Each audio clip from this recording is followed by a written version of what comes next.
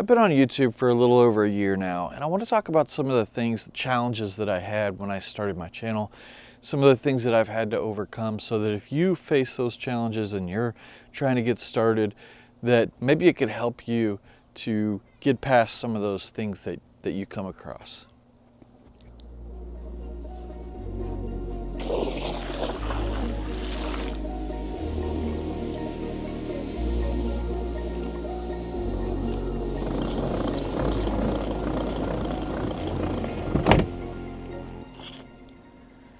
Getting started on YouTube, there's no rule book or anything that kind of gets you going straight off.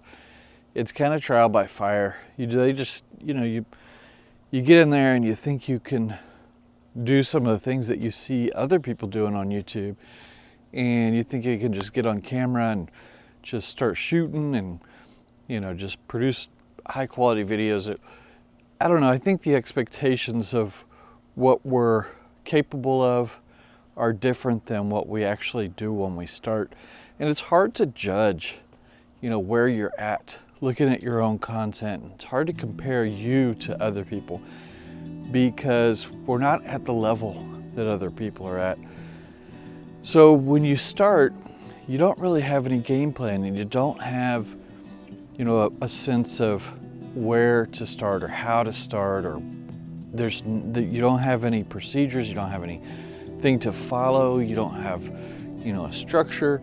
Unless you learn something like public speaking or something like that to help you kind of get your point across better, you're really starting blind.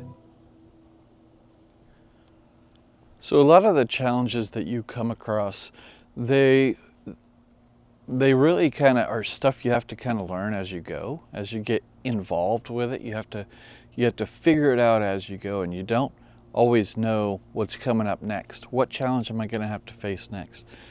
The first one, which I did it kind of in a way to where, the first thing you have to do is figure out how to talk to the camera better. I think that's the first goal, is, understanding how to communicate better with the camera.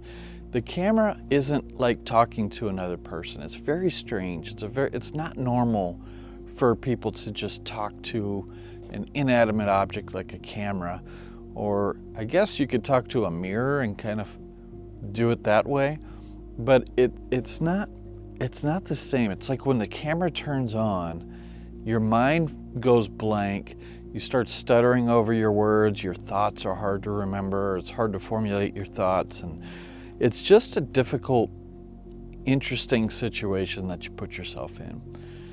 So when I started, my goal initially was to get better at that part. And the way that I went about getting better at that part in my specific scenario, and it could be different for other people depending on where you're at.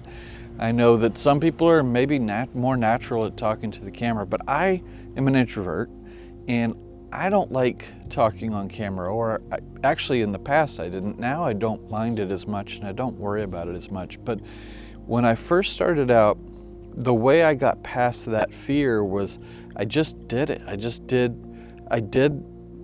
that for, what I did was I set a challenge for myself, and I did this for a couple reasons, but the first one was to get better behind the camera, talking to the camera. Was I made it a goal to talk to the camera every day, upload a video every day for the first 30 days of my YouTube channel. In my case, the goal was to get better at talking to the camera, and I didn't really have any, structured way of doing this. I just went and did it for 30 days.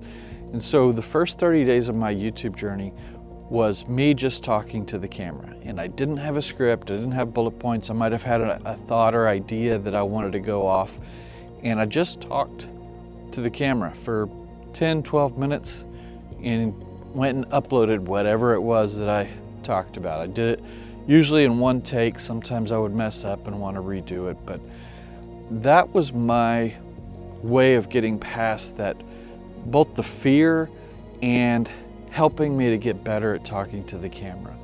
I learned a lot in that 30-day period by doing it that way. And if you're scared to talk to the camera, I would recommend doing it that way. I think you learn a lot. I think you learn a lot about how to present and how to get your ideas across better. Obviously, the more you do something, the better you're going to get at it. So that helped me out a lot. So the next thing that came up after that, after I did my 30-day challenge, I felt a lot better about talking on the camera, and I felt more confident talking to, an inanimate object. But the next issue that I had was, I wasn't able to really communicate very effectively still. I was more comfortable. I wasn't saying as many filler words, and I wasn't using ums as much. That was one thing that I really concentrated on when I was doing that, was trying not to use the word or anything that when I would play back, I would notice these little filler words. And I tried to cut those out. I tried to do it in a way where I would catch myself doing it, and then I would just make a mental note every time I did it. And that seemed to really help. And so I was able to start cutting down on those words, and I don't think I use them. I still use them, but not nearly as much as I did before I did that 30-day challenge. So it helped me to get past the fear and able to think clearer when I'm talking to the camera and not have to go back and do extra takes all the time. But the new issue was that I didn't really know who I was talking to or why I was talking to them, and my thoughts were kind of all over the place. And so I when I started my YouTube channel, I just wanted to do YouTube. I didn't really know what I wanted to do it about, but I knew that there were some skills that I would need and some challenges that I needed.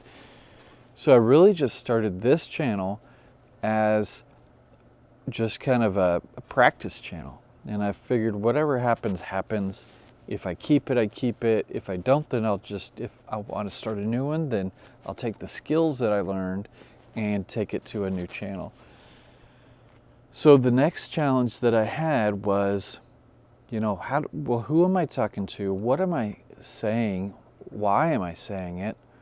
What do they care? What do you on the other side of the camera, what do you care about what I'm saying? So I started to think about these things and think about, what can I contribute that you would spend your time to watch or to care about? And so those types of questions and those types of thoughts helped me to get to the next stage of, what ideas am I bringing? What's my channel about? What am I trying to do here? And just get an audience. Like, think about somebody on the other side of the camera that they're going through some things, maybe the same things, or how can I help somebody, or how can I educate somebody, or anything I could do that would be beneficial to somebody that's watching what I'm trying to say. So that was the next challenge that I had. So I had to start asking myself questions.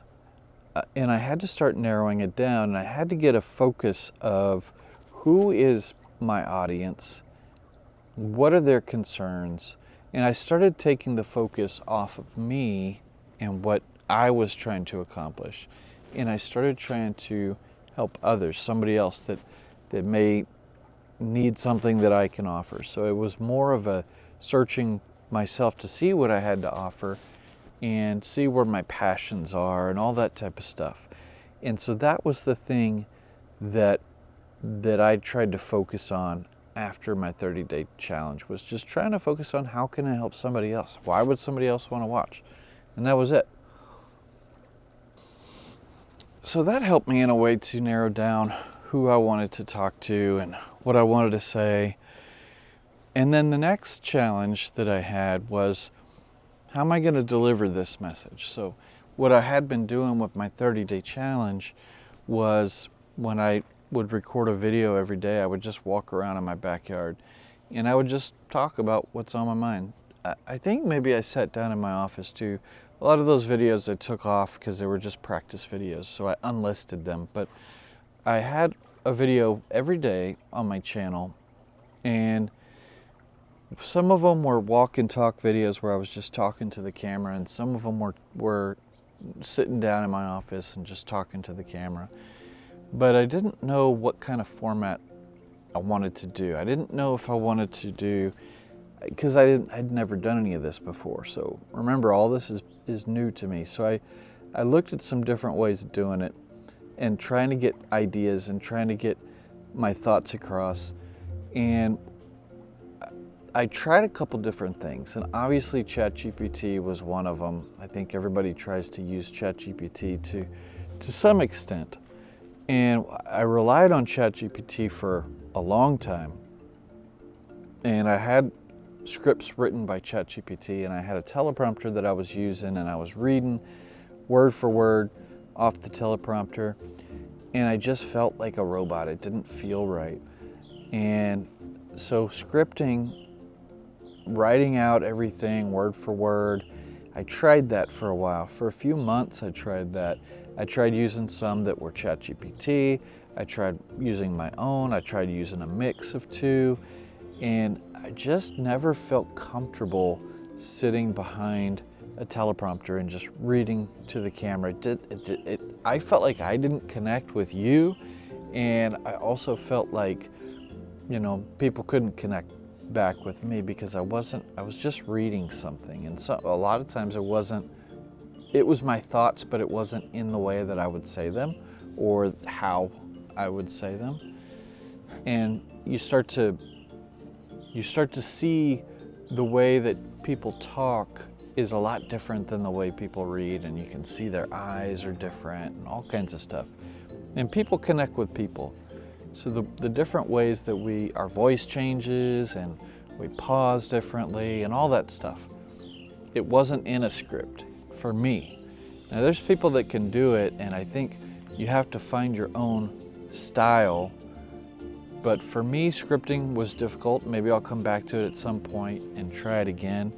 But I gave it up, and I started doing bullet points, and I started using bullet points in my outlines. I would just kind of bullet point things and talk about them, and I did it in a way where, you know, I would just say, here's my problem, or here's whatever I'm talking about, and here's why. It was very basic. And that got me by for a little while. I don't think I did very well with that.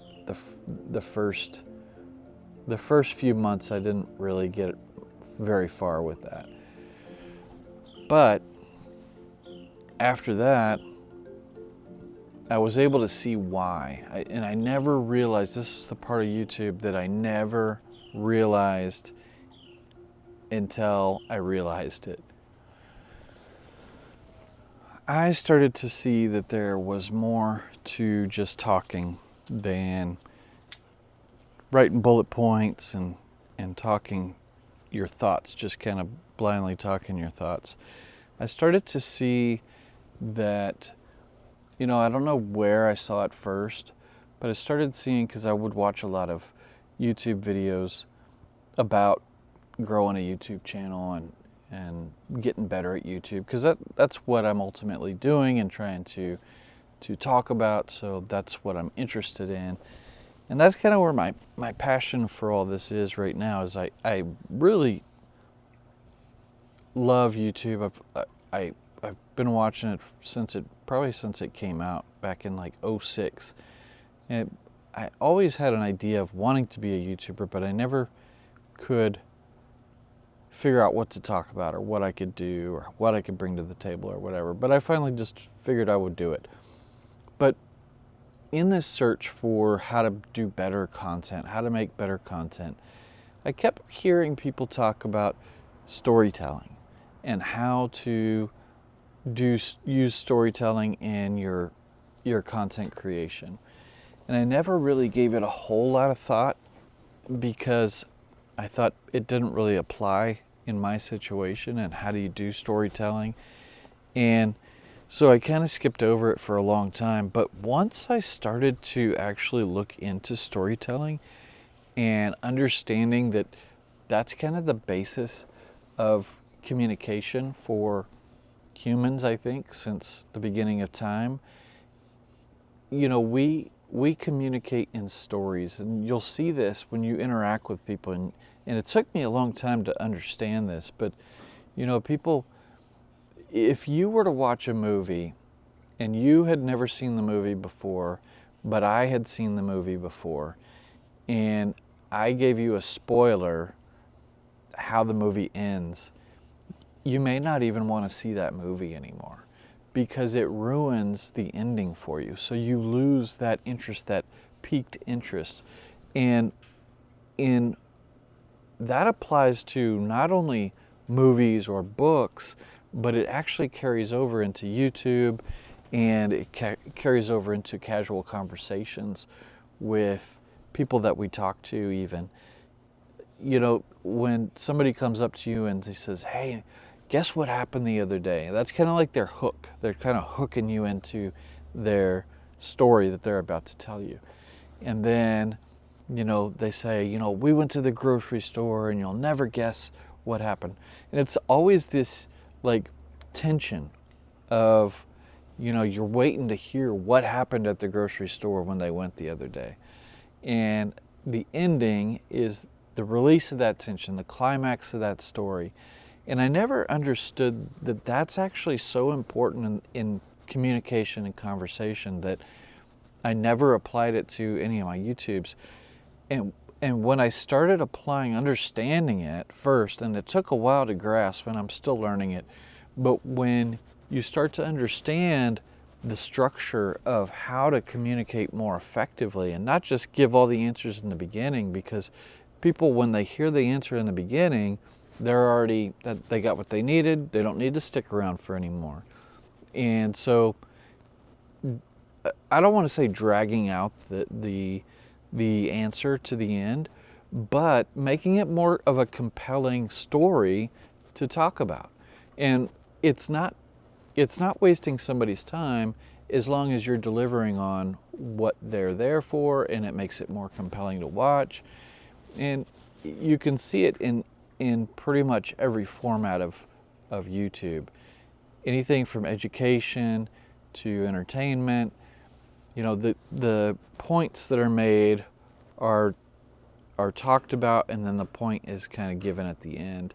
Or like in an entertainment video, you know, you're waiting around, like a Ryan Trahan video, you're waiting around to see what happens next. There's always like a question that your mind is waiting to hear.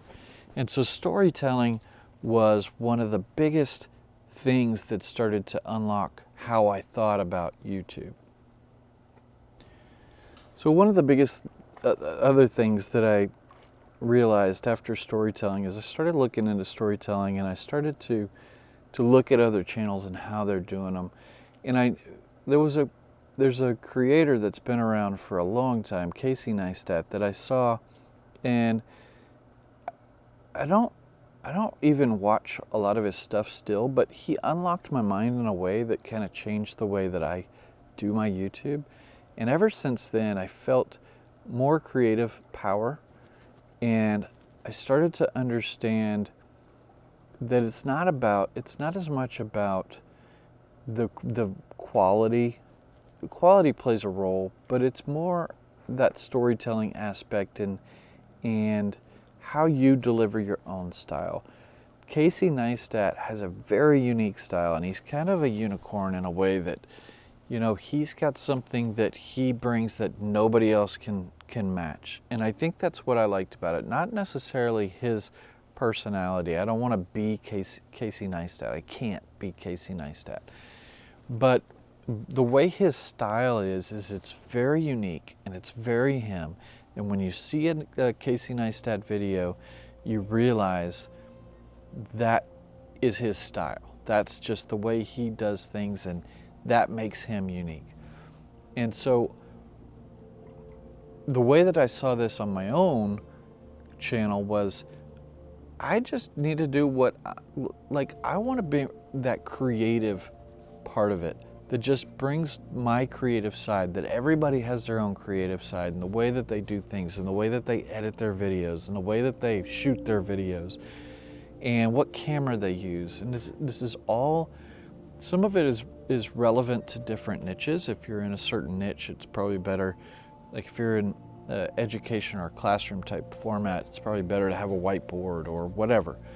But the way that I realized it for me was that I need to just do whatever is comfortable for me. And then that'll help me to be more creative in what I'm trying to do and help me to deliver a message in a way that only I can do it to you. And that really unlocked a different chapter in my YouTube here.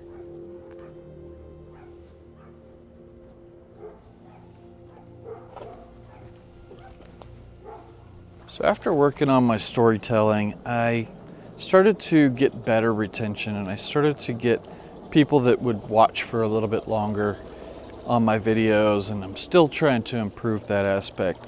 But the next issue that I started to see was when my impressions go out to people, you know, when YouTube is trying to get my video out to a bigger audience, the click-through rates are not really high. So people are seeing my titles and my thumbnails and they're not clicking into them. So that's showing YouTube that maybe my videos aren't that great if they're not, you know, they're not packaged well enough to have somebody click on them and view into them. And if nobody's clicking on them and viewing into them, then they're not seeing the rest of the video. So there's always something to learn, and I'm sure there's going to be something else that I'm going to be able to come in and tweak and get right later also, as I continue to go through this whole process of, you know, just continually trying to get better. There's always going to be some bottleneck or the next step that's got to be improved. And obviously I need a lot of improvement because of where I am. There's, you know, right now I'm less than 300 subscribers. So to get above that, I've got to just hit the next level. And so that's what I'm working on right now. And if you like this video, or if you thought anything was helpful, check out this other video where I kind of go through my first year on YouTube.